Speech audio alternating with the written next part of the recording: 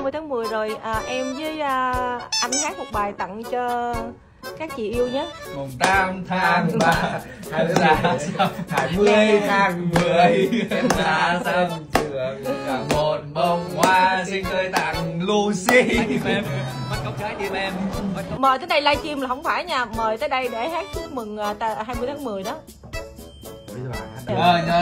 Điều anh luôn giữ trong tim, thật lòng anh chỉ muốn em tin, tràn ngập nơi chỉ nhớ hình bóng em ngày đêm, một tình yêu to lớn dành trao đến mỗi em. Điều anh luôn giữ trong tim, một người anh từ lâu đã luôn mãi kiếm tìm, chỉ cần em nắm lấy và không buông tay, anh sẽ ở đây và yêu em mỗi ngày.